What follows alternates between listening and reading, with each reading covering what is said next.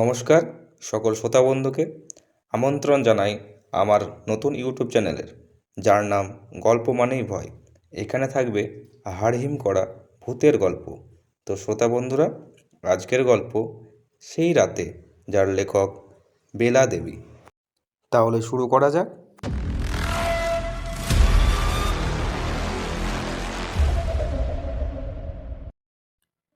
আমি, সুজিত, বিমল, সমীর, মানস, আমরা 5 বন্ধু আমাদের অন্যতম বন্ধু ধীমানের আমন্ত্রণে তার গ্রামের বাড়ি নয়নসুখে গিয়েছিলাম তার বিয়ের বৌভাত উপলক্ষে।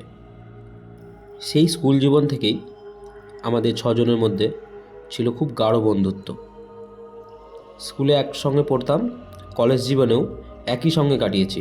তারপর আজ বছর 3-4 গাঁটছাড়া গিট খুলেছে, মানে যে যার কর্মক্ষেত্রে এদিক ওদিক ছড়িয়ে ছিটিয়ে পড়েছে।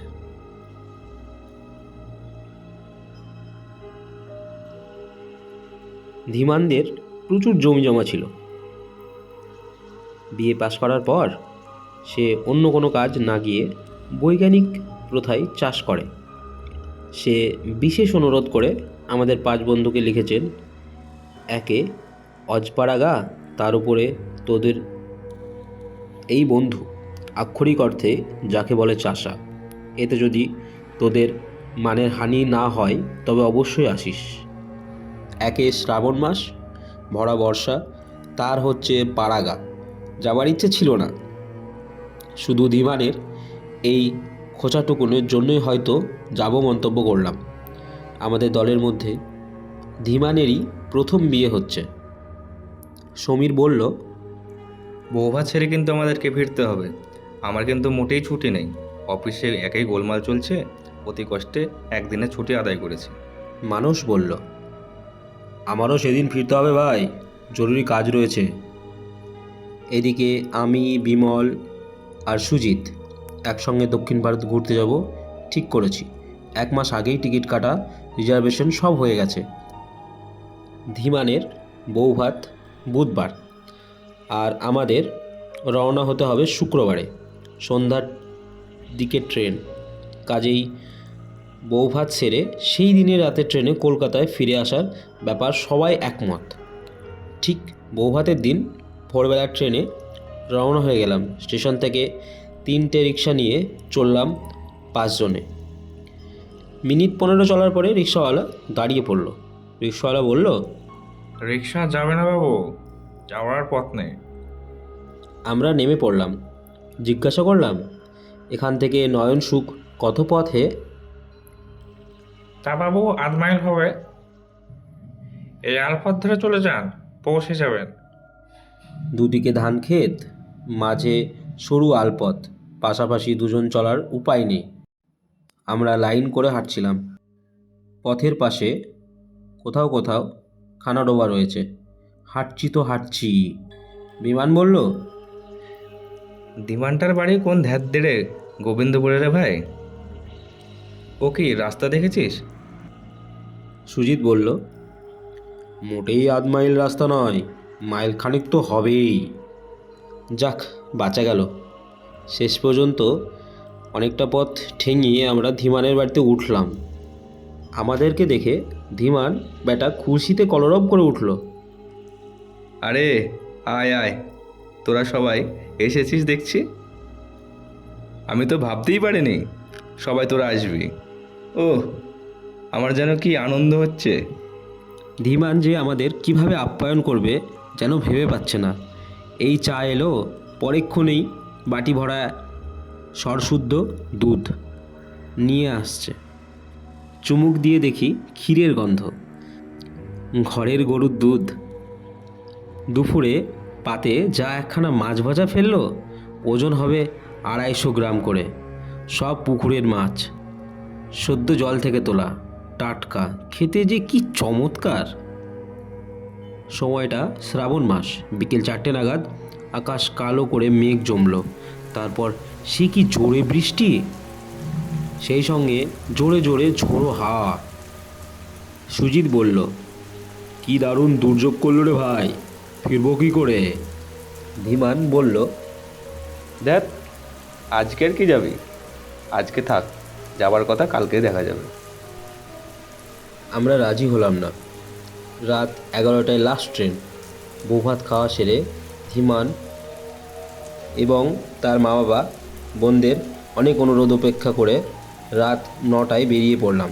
সন্ধ্যের পর থেকে বৃষ্টিটাও ধরেছিল। আবার সেই আলের পথ দিয়ে চলছি। এবারে যাত্রা আরও কঠিন। তখন ছিল দিনের আলো, পথ শুকনো। এখন গটগুটে অন্ধকার। বৃষ্টি হয়ে যাচ্ছে। এখন পথ দারুণ পিছল, কাদায় পা বসে যায়। বাড়ি থেকে আসার সময় একটা টর্চ আনা হয়নি। পাড়া গায়ে আসছি সেটা খেয়াল হয়নি। খানিকটা যেতেই আবার নামলো প্রচণ্ড বৃষ্টি, সেই সঙ্গে ঝোড়ো হাওয়া, একেবারে সোনায় সুহাগা। আর কি, হঠাৎ যেন একটা চিৎকার শুনতে পেলাম। আমি ছিলাম সবার আগে। বললাম, কে চিৎকার করে উঠলো মনে হচ্ছে? পেছন থেকে ওরা বলল, কই না তো, আমরা তো কিছু শুনিনি। আর শোনা যাবে কি, বৃষ্টি আর হাওয়া যা শব্দ। যাওয়ার পথে স্টেশন থেকে রিক্সা পাওয়া যায়, ফেরার পথে রিক্সা পাওয়া যায় না। তার মানে পুরো রাস্তাটাই হেঁটে যেতে হবে। বড় রাস্তায় পড়ে দেখি ঝড় বৃষ্টিতে ইলেকট্রিকের তার ছিঁড়ে গেছে, তাই গোটা এলাকা অন্ধকার। অন্ধকারেও এবার আমাদের খেয়াল হলো দলে আমাদের 4 জন। আর একজন কই? কারো মুখ দেখতে পাওয়া যাচ্ছে না। আমি জিজ্ঞাসা করতেই একে একে সাড়া দিল সুজিত, বিমল, সমীর। মানুষ কই? মানুষ কোথায়? মানুষ তো সবার পেছনে আসছিল। সে কি খুব বেশি পিছিয়ে গেছে? হঠাৎ আমাদের সামনের দিকে অনেকটা তফাৎ থেকেই মানুষের সাড়া পাওয়া গেল। এই, আমি আগে আছি, তোরা আয়। আলের সরু পথে একজনের পাশ কাটিয়ে তো আর একজন এগিয়ে যাওয়ার জো নেই। মানুষ সবার পেছন থেকে সবার আগে গেল কি করে? যাক, আবার হাঁটতে লাগলাম। মানুষ আগে, আমরা পেছনে। এই দুর্যোগের পেছনের পথটা পা টিপে টিপে হাঁটতে গিয়ে আমাদের পাক্কা 2 ঘন্টা সময় লেগে গেল স্টেশনে পৌঁছাতে। স্টেশনে পৌঁছে দেখি গাড়ি ছাড়তে আর 1 মিনিট বাকি। দৌড়ে গিয়ে একটা কামরায় উঠে পড়লাম। যাবার পথেই ফিরতি টিকিট কেটে রেখেছিলাম। ওটার সঙ্গে সঙ্গে গাড়ি দুলে উঠল। আবার দেখলাম আমরা 4 জন। মানুষ ওঠেনি। আরে মানুষ তো ওঠেনি, ট্রেন ছেড়ে দিচ্ছে।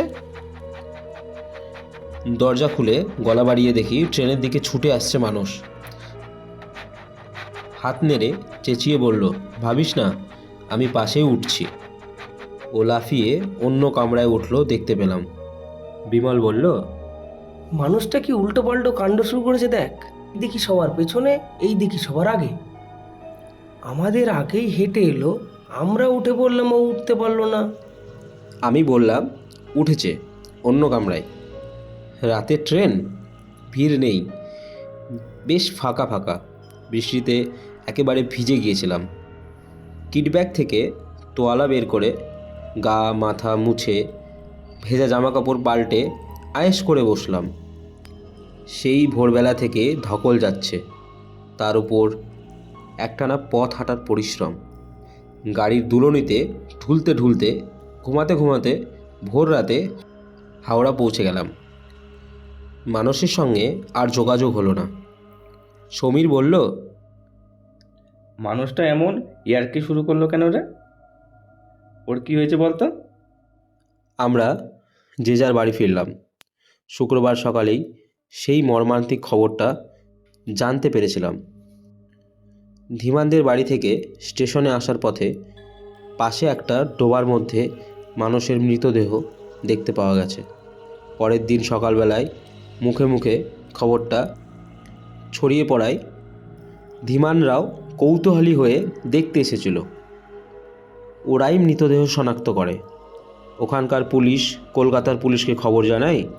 কলকাতার পুলিশ মানুষদের বাড়িতে খবর দিয়ে গেছে। ঝড় বৃষ্টির মধ্যে আমি তাহলে চিৎকার ঠিকই শুনেছিলাম। পা হড়কে ডোবার মধ্যে পড়ে যাওয়ার সময় মানুষই চিৎকার করে উঠেছিল। মানুষ সাঁতার জানতো না, তাই ডুবে মরল। সে আমাদের থেকে বেশ খানিকটা পিছিয়ে পড়েছিল এবং সে সময় প্রচণ্ড দুর্যোগ ছিল বলে এত বড় ঘটনাটি ঘটে গেল, অথচ আমরা টেরই পেলাম না। কিন্তু আমি কি দেখলাম? আমি একা নয়, আমরা সবাই দেখলাম। চোখের ভুল কি সবার একসঙ্গে হয়?